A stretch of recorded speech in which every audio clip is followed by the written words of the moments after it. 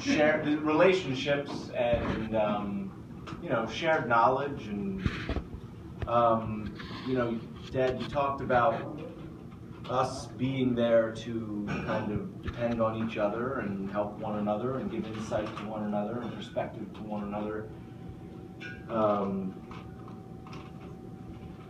The interesting thing to me is that one of the things that we don't talk about a lot anymore really in the world is mentorship and what that means. And while you may not think that if you're not on the phone with one of us or you're not talking to one of us directly, that the lessons aren't being learned or taught or the presence isn't being felt. But I know for me, just speaking personally, that the things that I've learned from you, the things that I continue to learn from you are probably even louder when I'm not talking to you.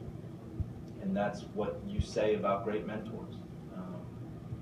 You know, and the best teachers you have in your life are people who you learn something from, and you hear it, you understand it, you take it in, you intellectualize it, and then 10, 20 years down the road you go, oh my God, I get that now, I understand that.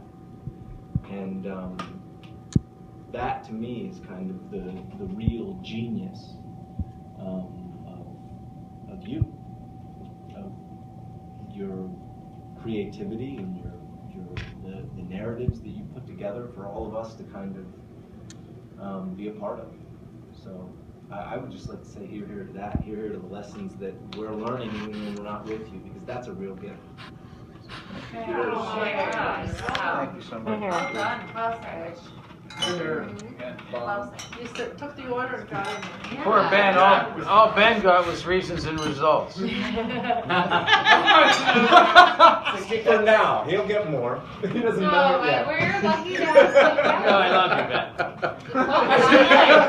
That's a touching Bob, but I won't. You didn't want to go first, did you? We have a child. We have a child.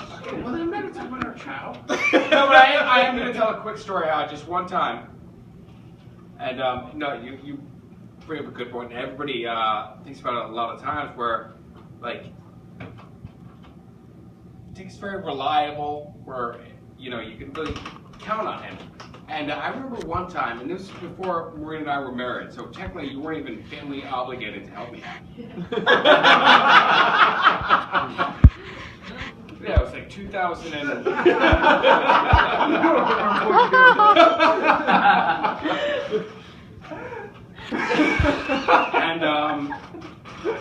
the person who I worked with at the time, at this point I was working in the morning, he said, God, how the hell do I get on Aronimic? And it was a person who I worked with closely. I'm like, you know what? Let me make a phone call. There's, you know, somebody, you know, who I know who is a pretty good guy, and he can maybe help it out. And so I called up Dick, and I said, hey, Dick, this may sound weird, but some guy who I work with, he wants to play golf at Aronimic. Like, I'll play with him. Can somehow get this on? I know this is like probably a weird conversation, but he's like, no, it's done. Don't say anymore. It's done. And lo and behold, the next day it's like, yeah, you're going to tee off tomorrow at 11 o'clock. It rained, so we didn't play anyway.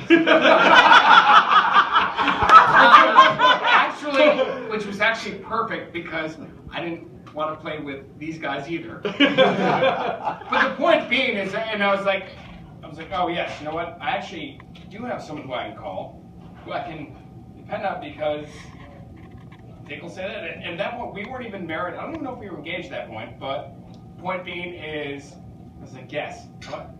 And sure enough, every single time that I talk to that person I used to work with at Demora, he still says every time, he's like, hey, how's your stepfather-in-law doing? Is he cool? Because I remember that time he stepped up for us.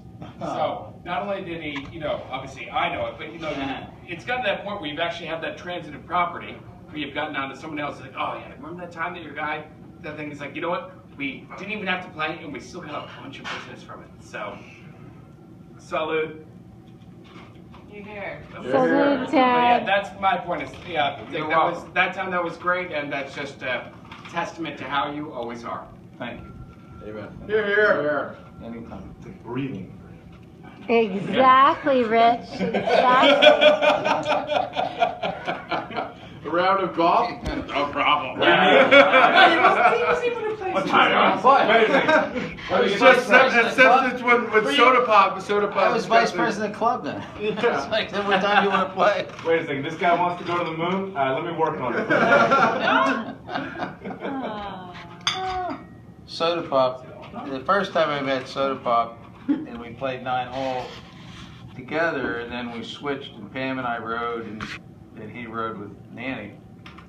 So we get to 9, and he pulls the scorecard off, and as he's driving the cart, the only way he can, he's like way up here, and I'm like down here, and he's like, pulls the scorecard out, and Huey knows the story, so he's like, here, you can add this up.